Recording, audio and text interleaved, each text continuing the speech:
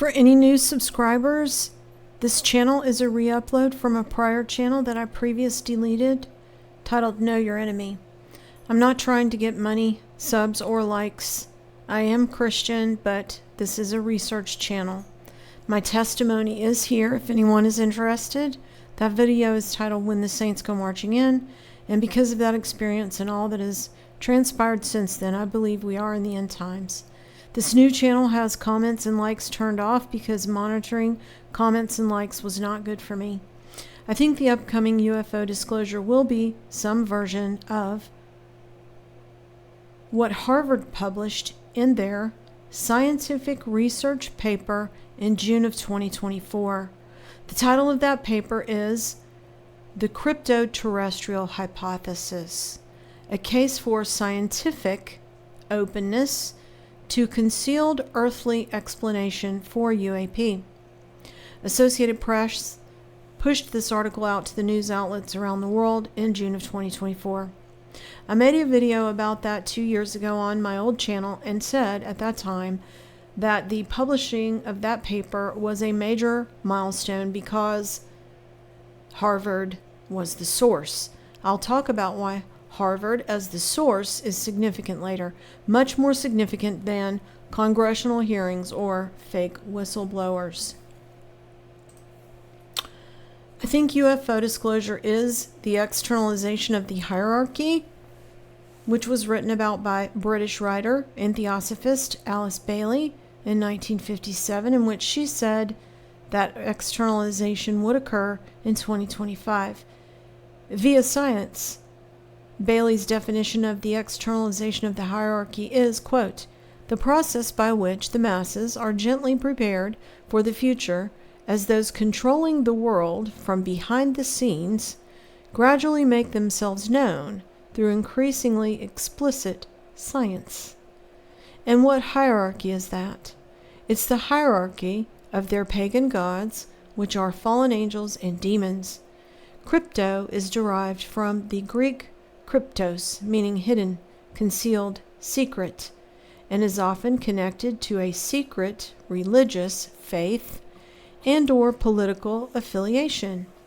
So that makes you think about what cryptocurrency is then, huh? Terrestrials just means pertaining to earth versus celestial, pertaining to the heavens. The hierarchy are the gods and demons the elite polytheists venerate and have always venerated. I think they're calling them forth for worship now because there's nothing new under the sun. But I assume this will happen in a different way than how they've already been doing it. Perhaps there will be a new kind of image they create to be worshipped, aside from the images they have already created in their statues, artwork, plays, movies, etc. And they're already summoning orbs, which are spirit beings manifesting in our frequency. Their crypto-terrestrial gods are the same ones they have already been venerating in many different ways, including their genealogy chart, number 1. This is the genealogy in the Book of the Realm of the Ring Lords book, published by Sir Lawrence Gardner, royal genealogist, a member of several secret societies. I talk about this genealogy a lot on this channel because it originates with Tiamat, the mother dragon, who is a chaos monster from the Babylonian creation epic, because these people hold the Babylonian religion. It might be kind of hard to see, but it starts with the Anunnaki and the dragon queens, which include the gods and demigods from Babylonian creation epic. So Tiamat, Anu, Enki, Ishtar, etc. Then it descends down to the pharaohs and lords of Edom. Then to the wood lords. Then to the Scythians and the Tuatha De Danans, or the Tuatha Danu, which is the tribe of Anu. Then to the Picts and Fisher kings. Then to Merovius and Melusine. That's the Merovingians. Then to the Elf kings, then to Robin and the Chamberlains, and finally ends with the House of Vlad Dracula. That's in their genealogy. Other ways they venerate their crypto-terrestrial gods are in their so-called mythology, in their temples, in their statues, in their poems, in their plays, in their operas, in their other music, in their literature, in their movies. Harry Potter, by the way, is filmed in the Christ Church Chapel at Oxford. On their coronation invitations, this is the Green Man. In their project names, such as Apollo and Artemis. In their video games. And in their art. They're itching to introduce their gods to us because this is what they venerate and what is most important to them. It's who they meet when they do sorcery and witchcraft and pharmakia. So back to this research paper.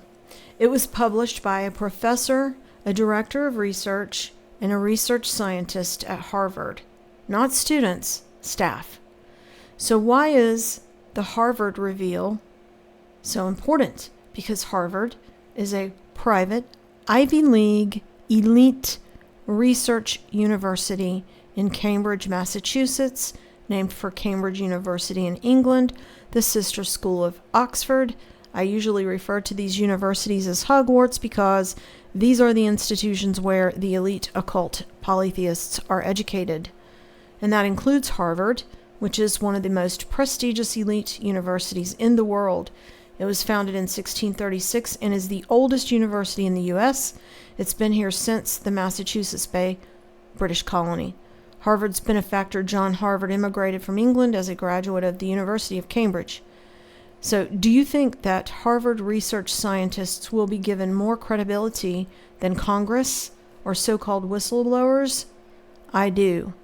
The claim is that John Harvard's grandfather, Thomas Rogers, served on an English council with John Shakespeare, the supposed father of William Shakespeare, but William Shakespeare was supposedly a peasant, so that name is made up. These people are associated with the Spear Shaker, Athena Society, and Francis Bacon, the Rosicrucian, all occult polytheists who disseminate polytheist history and narratives in many ways. So first I will summarize one of the articles pushed by AP back in June of 2024, then I will summarize the research paper. So the article is summarized as follows. Aliens might be living among us. A new paper by researchers at Harvard University posits that UAPs and extraterrestrial beings could be living underground, on the moon, or even walking among humans. The new study, titled The Crypto-Terrestrial Hypothesis, A Case for Scientific Openness to a Concealed Earthly Explanation for UAP. The authors make the case for the possibility of a so-called crypto-terrestrials to explain unidentified and unexplainable observations made around the world each year. They suggest several crypto-terrestrial hypotheses to argue that aliens could walk among us. Walk among us. This is a cover for the Misfits album. Some of the explanations from the paper summarized in the article include: number one, crypto-terrestrials that may have come to Earth from a different time or planet and concealed themselves in distinct stealth. And I'll just add here planets like Mars, Jupiter, Saturn, Mercury, Venus, which are named after their gods. Number two, intelligent species evolved separately from humans on Earth and are hiding on our planet. The paper suggests that these could be ape-like descendants or descendants of unknown intelligent dinosaurs. Number three, a remnant form of ancient civilization exists on Earth despite being largely destroyed long ago possibly by a flood or other natural disaster. So, not destroyed, just largely destroyed. Doesn't that sound like what the bloodliners who believe they are descended from Nephilim? Number 4, something likened to earthbound angels. Creatures that are perhaps of magical supernatural origin, like fairies, elves, and nymphs. The article says that the authors conclude that these theories, and especially the suggestion of elves or fairies, will be a hard sell. The principal weakness of the crypto-terrestrial hypothesis is its utter strangeness, particularly for readers schooled to limit themselves to modes of explanation within the bounds of, say, the standard model of physics. So that's all for the article, and now I'm going to touch on a few things that were included in the research paper itself that were not covered in the article. So quoting from the paper, a non-human intelligence is defined as any sentient, intelligent non-human life form, regardless of nature or ultimate origin, that may be presumed responsible for unidentified anomalous phenomena of which the federal government has become aware. There is an emerging debate around other possibilities which can be grouped together under the label Ultraterrestrial hypothesis. This is a broad category of conjecture involving the idea that UAP may represent the activities of non-human intelligence already present in the Earth's environment in some sense. A man by the name of Puthoff in 2022 defines them as sequestered terrestrial cultures existing alongside us in distinct stealth. In that respect, PAF, I'm not sure what that means, offers a taxonomy of such hypothesis, including extra-dimensional crypto-terrestrials, demons, jinn, and time travelers, or some combination or mutation of any or all of these. Continuing on a similar theme, Ron James, Director of Media Relations for UFO Research Group Move On, claims he has been informed by intelligence insiders of a very large contingent of biblically minded people within the Pentagon who have sought to shut down investigations into UAP based on the fear that these may actually involve demons coming from hell. Go Pentagon. This is a painting by the club bard and artist William Blake titled The Great Red Dragon and the Woman Clothed with the Sun. So that looks like a demon from hell to me. Continuing with this paper, another hypothesis which could be regarded as extraterrestrials is time travelers, which is now being given serious consideration. In essence, as per all ultra-terrestrial hypothesis may already be present in the Earth's environment in some sense, as opposed to having an extraterrestrial explanation. However, rather than existing in other dimensions or other times, they are present in a relatively more conventional sense, but are hidden in some way. This is demons. For example, living underground, it says. And then the examples they give is when crafts and orbs go underwater or into volcanoes. The paper cites things like lost civilizations like Atlantis and Lemuria, traces of underground civilizations, mythology with basis in reality, out-of-place artifacts, Operation High Jump and Admiral Byrd, and misunderstood historical records. Now I want to talk about the section of the paper called Magical Crypto-Terrestrials. It says, most relevantly here is a fascinating class of proposed ultra-terrestrial beings that overlap with notions like angels. So they're not angels, but they overlap with angels. Okay. It says specifically this is the crowd of concealed or fully integrated terrestrial, non-human intelligences which go by many names the world over, but which have traditionally been grouped in European cultures under the broad heading of fairy. So the examples I give here are long livers, fairies, elves, gnomes, brownies, trolls, and the like. So those are elementals.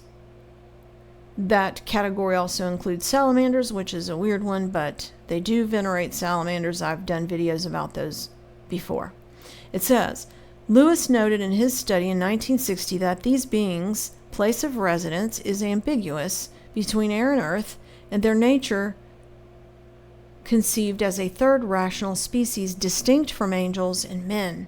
So, yes, these are elementals. Continuing, one of the most influential sources in fairy lore is the Reverend Robert Kirk's 1691 book, The Secret Commonwealth of Elves, Fauns, and Fairies. The traditions about these beings collected by Kirk features tales of subterranean civilizations engaging in uncanny aerial apparitions and periodically abducting humans. And this isn't the only book that talks about that. There are many, many, many, and all by club people. For example, Vril, The Power of the Coming Race by Edward Bulwer Lytton. But this author, Kirk, was Reverend of Balquhidder, which was a medieval church in Scotland, behind which a hill of fire was renewed at Beltane and Samhain to encourage ancient gods to bring warmth to the land. Continuing the paper, they quote Arthur C. Clarke, says, according to Arthur C. Clarke's third law, any sufficiently advanced technology is indistinguishable from magic. And Arthur C. Clarke was a British science fiction writer, futurist, and homosexual. He was also commander of the Order of the British Empire and Fellowship of the Royal Astronomical Society. The paper continues, however, we ought not rule out a magical framing being as close to the truth as the technological one, which could be an imposition by observers anchored on the tropes and techniques of the space age. So that's all I'm going to summarize from the paper. So I believe this is externalization of the hierarchy, and that was written about by British author and theosophist Alice Bailey in 1957, which she said would occur in 2025, and by way of science. The Fellows of the Royal Academy, which is run by the same polytheist occultists as those who would release information like this, as in the Harvard research paper, they were the last of the sorcerers and the first of the scientists, so-called. That's what the original Fellows of the Royal Society called themselves, the last of the sorcerers and the first of the scientists. And the paper was supposedly published by scientific researchers, with its title being The Crypto-Terrestrial Hypothesis, a Case for Scientific Openness to a Concealed Earthly Explanation for UAP. And Bailey's definition of the externalization of the hierarchy is, quote, the process by which the masses are gently prepared for the future as those controlling the world from behind the scenes gradually make themselves known through increasingly explicit science. Thanks for listening.